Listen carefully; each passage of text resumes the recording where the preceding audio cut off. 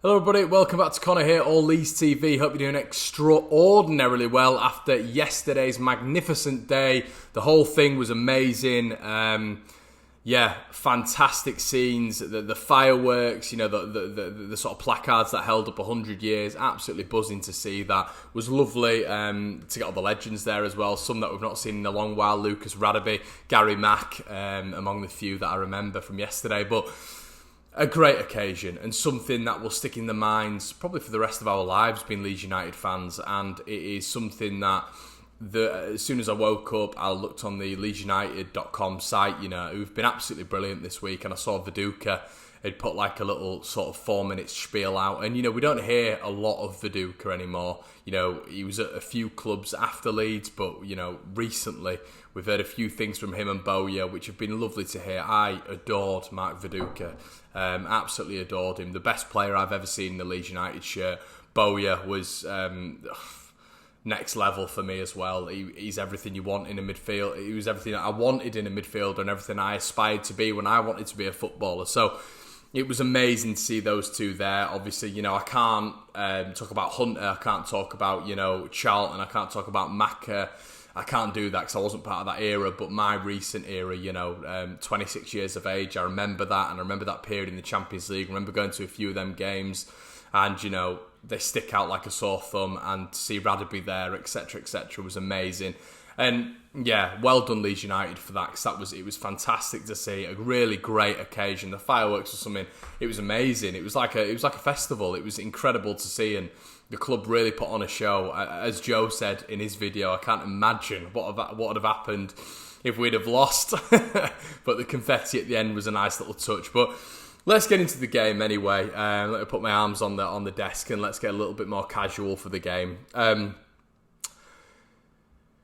Really impressed by the first half. Really impressed. Was surprised to not see Pablo on the bench. Really surprised to not see that. Don't really know what happened there. Unfortunately, it looks like he picked up a little bit of a knock as well in his lower knee, apparently. Marcelo came out and said later on last week, so that's a little bit problematic. Is that going to be one of those things where, last season in particular we saw it where we'd have players out for 2, 3, 4, 5 weeks, and it's a continuous thing. Initially we sort of think, I don't know what it is as well. It seems to be under this regime. It's weird. It's under this regime, it's only a short-term injury, but then it appears to be a real, long injury. So, how are we going to adapt to that? Are we going to mould Tyler Roberts into that role? I think we've definitely got options there, which is amazing to see. I love that. I love the fact we do have, when Hernandez is going out, we do now have options coming back where we can sort of make that role somebody else's. It could be Clicks in the number 10. It could be Tyler Roberts is in the number 10. It could be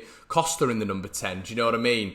It could be Eddie or Bamford in the number 10. We've got those options now, which is really great to see. Last season we didn't have that. And I'm not going to lie, when I first saw the team, and obviously you've still got your likes of Forshaw out, you've still got Cooper out, you've still got Pablo out. I was looking at the bench, you saw Leif Davis, Robbie Gotts, and I was thinking, here we go. It's sort of the same sort of thing from last season, where we had that similar thing and we didn't have depth coming off the bench. Stoke away really sticks out for me last season where that depth wasn't there, and I wondered, is this going to be that sort of game where Leeds need something off the bench? It's 0-0. Do we need something to come off the bench? And that's where we had Eddie Nketiah there, but maybe something in the midfield to steady it up, to shore it up, but we don't have that at this moment in time due to injuries. Adam Forshaw, Liam Cooper, for example, are out injured. So yeah, we got into the game and I thought we started really well, and we started the exact same. And this is, in previous videos when I've spoken about Leeds being predictable, this followed the exact same pan of that, the exact same event really. Leeds were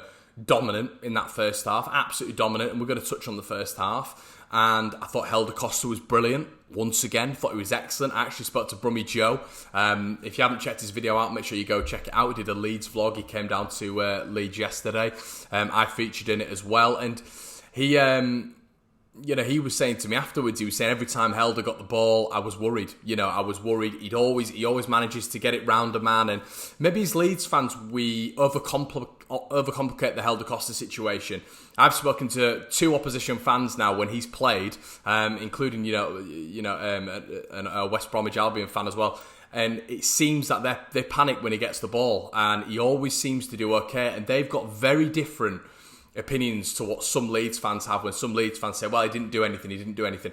The last couple of people I've spoken to have turned round and said, look, we were worried every time he got the ball that he'd always get it round our player and play a nice intricate pass. And there were a couple of really good darting runs in the first half where you thought, here we go, Heldens really getting on point now. And I do think he's improving week by week, and I'm really delighted to see him in that squad.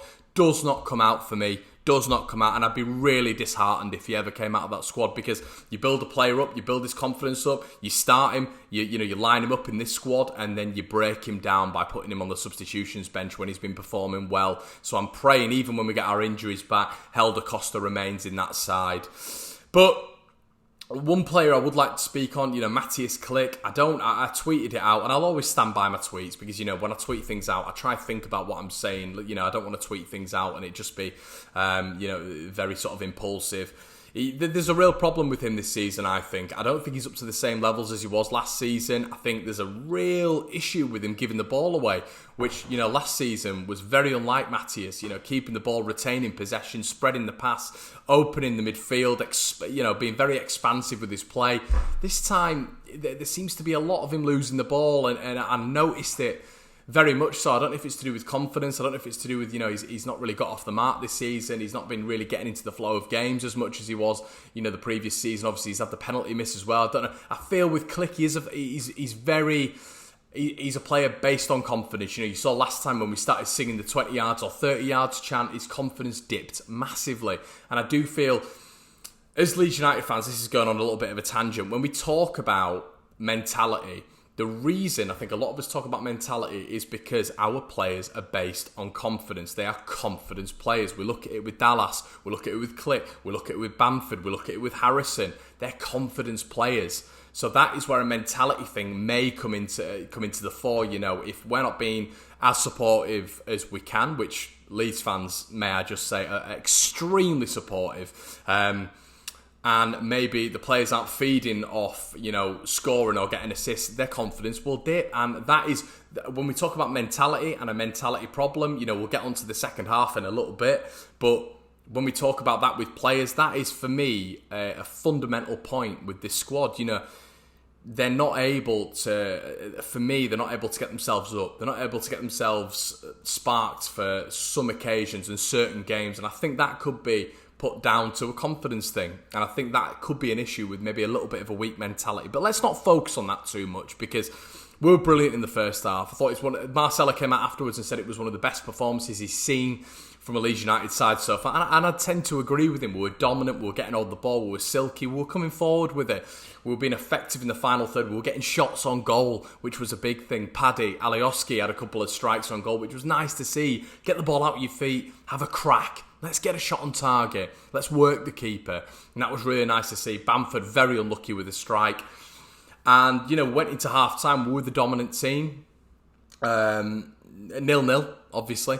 But listen, the second half started, and this is where the frustration starts to creep in, because obviously, we got the goal, which was great, but we needed to build on that. We really needed to build on that. It was excellent from Jack Harrison. Harrison managed to nip the ball, very alert with intercepting the ball off Maxime Collin, got the ball off him, played a nice little ball in. Phillips, very lucky, strikes it at the keeper. It was actually quite a poor effort, straight at the keeper, had the whole goal to aim at, hits it at the keeper.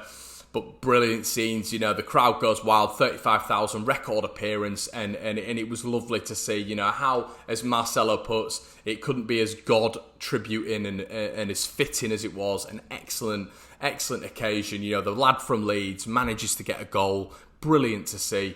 And I was absolutely buzzing for him. I could see Eddie there, and I thought, go on, Eddie, get yourself a goal. If Phillips maybe had squared it to Eddie, which he could have done, but nah, he thought to himself, you know what?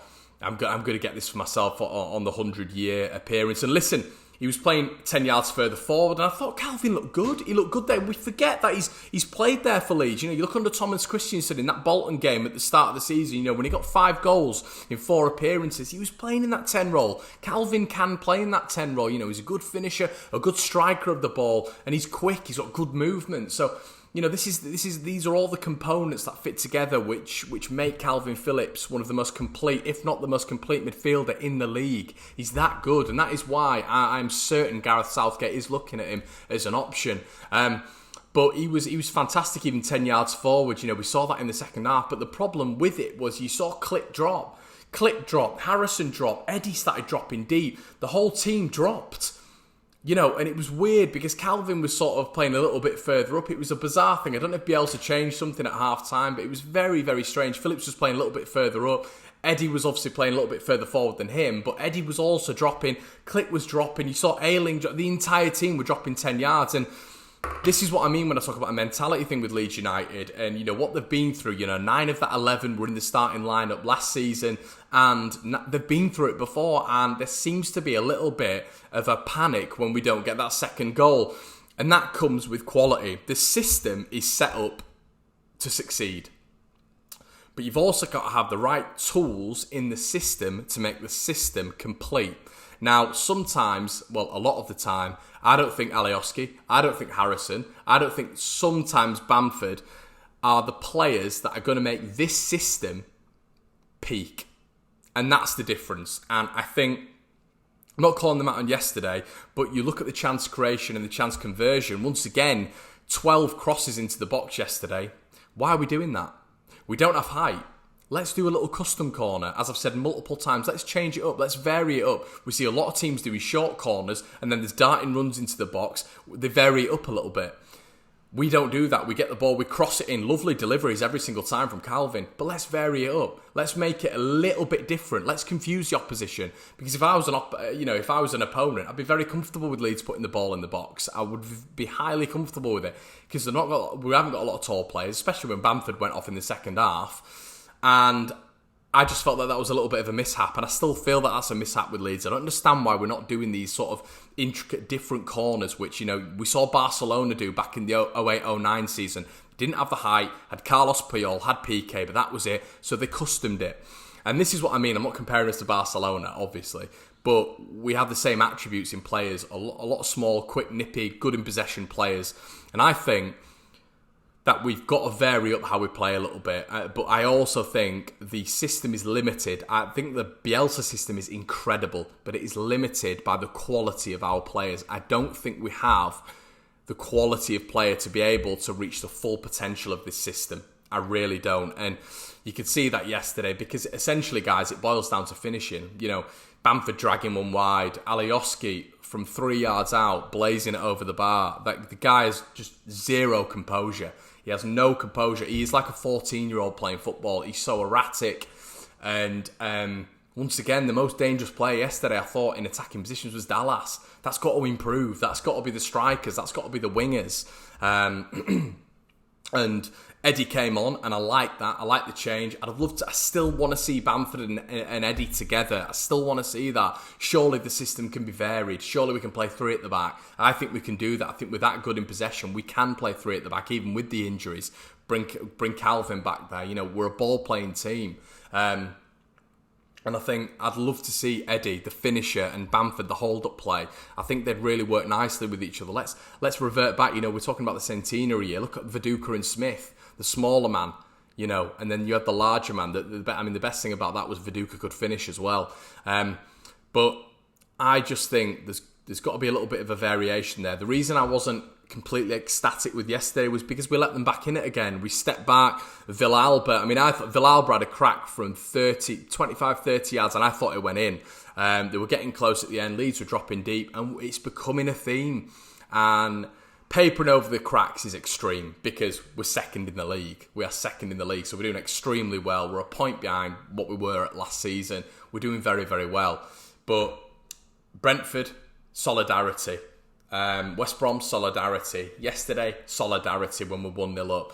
A lot of people were reverting to that, but I'll also revert to Forest when we're 1-0 up. Derby when we're 1-0 up. They need to be ironed out of the performances. And this isn't just talking, because we're talking about a match review of yesterday, but the thing that worries me is, it wasn't attack after attack after attack after attack in that second half. It was we dropped back. And that's where the comparatives are in place because we've seen it this season where we've dropped and been punished. So I was absolutely elated with the win. We have got to remember it's Birmingham, not the most amazing start to the season, but our centenary game, very happy with the win. But there are two massive tests coming up now, and Leeds cannot afford, if we're 1-0 up, to rest on our laurels. And in the Bielsa way anyway, we cannot rest on our laurels. We've got to attack. Attack is the best form of defence in this system. It really is, because we can defend, but we don't have our strongest defence. We've got 3 full-backs at the back at this moment in time. We saw that last season. Until Cooper is back, we need to be going forward and scoring 2 or 3 goals to protect that back line, because I do think we're still susceptible to conceding, even though we've got such a brilliant defence. So I think Preston and Sheffield Wednesday, very tough games. I watched Sheffield Wednesday on Friday night against Cardiff. Quality-wise, they're not insane, but they do have counter-attacking options. You've got Kadeem Harris, who's very, very quick, can cause problems. Stephen Fletcher, always a fox in the box. And they've got a solid back line, especially under Gary Monk. We saw what Gary Monk's teams did to us last season with Birmingham. And Preston, Alex Neil, those boys at home, we've got an excellent record against them, but we're going to have to be absolute tip-top, especially with the injuries we have against that side on Tuesday night. And I don't think Pablo's going to be back. Forshaw may be back after the press conference that we heard yesterday, but I don't think Pablo will be back. So it's going to have to be 2 very improved performances. I thought yesterday was good, but I still don't think it was good enough. I'm still not happy with Leeds' final product. When we take the lead, I'm still not happy. Even though we don't concede, we're very susceptible, and we look erratic in our box when we're defending. Ben White was instrumental again, a fantastic block, but this is when I say we're erratic. The ball came in, Alioski swipes it, completely misses the ball, and then he forces Ben White into making an absolutely incredible block. But it's just the composure to maybe get the ball down and clear it instead of swiping at it, And it's got to be composure in our third and got to be composure in the final third. This is what needs to improve, because we need to be putting teams away, because it cannot be we're 1 goal up every single game trying to see a game out. It can't be that, because the game is always in the balance. We've seen this season, we've seen 3 brilliant defensive performances, Brentford, West Brom and yesterday, but we've also seen against Derby and Forest how it can turn round and it can turn on its head. So brilliant day yesterday. I'm not going to say brilliant performance, I don't think it was. I think it was sort of a 5-6 out of 10 performance, but we got the win. That's the most important. But these 2 games next are 2 really tough away games, so we need to be 10 times better than yesterday, and we need to be better at seeing the game out and being composed in our third and the final third. Let me know what you guys think in the comment section below, and I'll see you in a bit.